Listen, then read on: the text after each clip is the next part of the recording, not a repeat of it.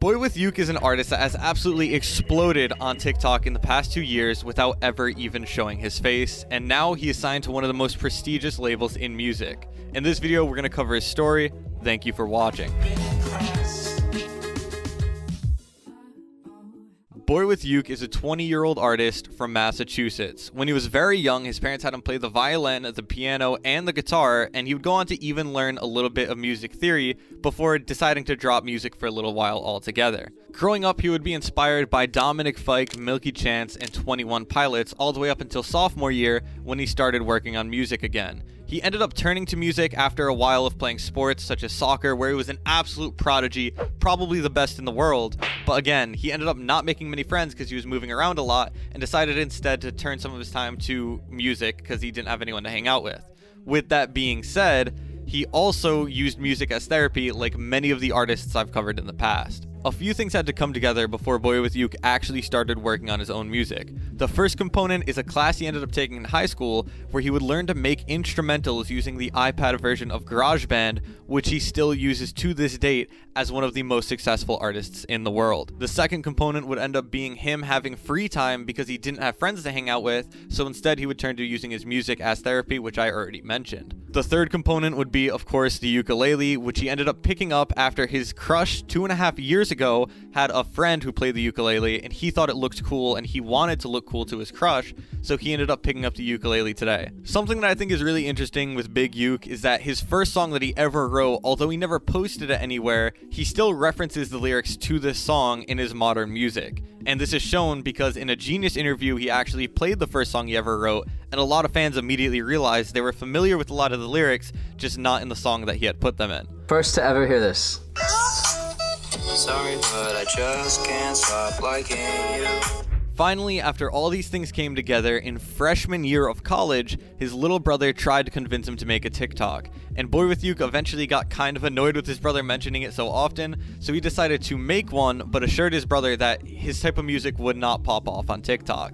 He would end up posting his first TikTok on September 15th of 2020, and it didn't do amazing right away, but it's very obvious that he had a habit of kind of tinkering with and experimenting with his TikToks to find out what would bring him the most success. The first big step that BoyWithUke would end up taking is having a lot more visual production in his videos to up the quality outside of the music. The music was never really an issue with BoyWithUke, it was more how he presented it, I suppose. And this would lead to his first album in January being released with him already having somewhat of a large fan base, but nothing like where it's at today. Considering the size of his fan base, the album did alright, but it wasn't really anything explosive, and it wasn't something that put him on the map with a lot of people. Just a month after this album, in February, he would have another spike in his TikTok following because he would end up changing to his very first mask. Although he didn't really stick with this mask right away, after seeing the success he had, he ended up experimenting with it a little bit more, and again, this would dramatically increase his viewership. The reason he was able to drop albums so close to one another is because he had made a habit of making 1-minute TikTok songs for his fans based on the comments.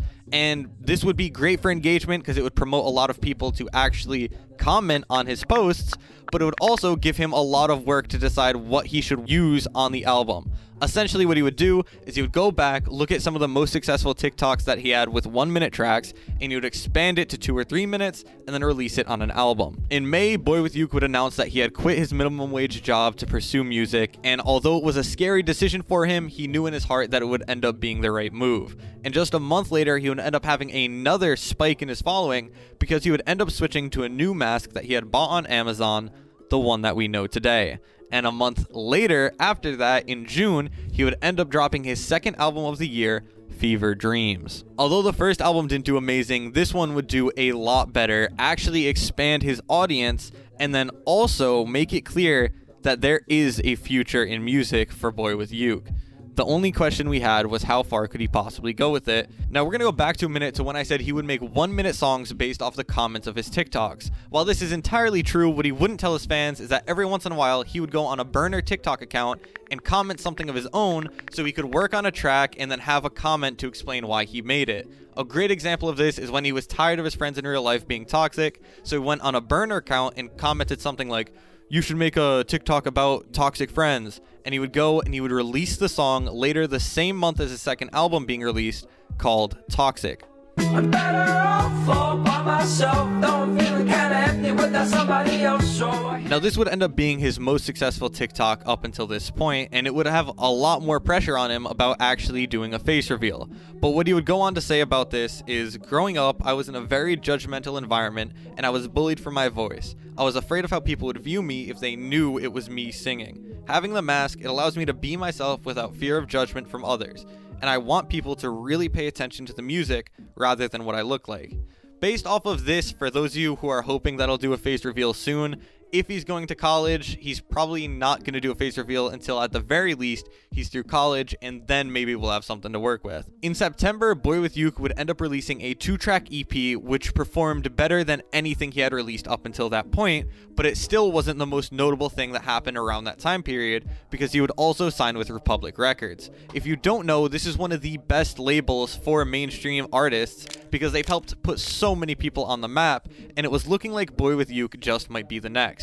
But the biggest tell of this would be how his next song performed, which ended up being Toxic. Now this might sound a little confusing, but before I was talking about the 1-minute version being his most popular TikTok, but Republic Records helped make the full song be by far the most successful song that BoyWithUke had released up until that point. I think it's sitting at somewhere around 500 million streams at this point, and it would end up perfectly leading his next album, Serotonin Dreams. Leading up to this album, he had just signed with a brand new team, his TikTok was doing better than ever, his streaming numbers on all platforms was doing better than ever, and he had come so far from the guy who had quit his minimum wage job and started his TikTok because his little brother told him to.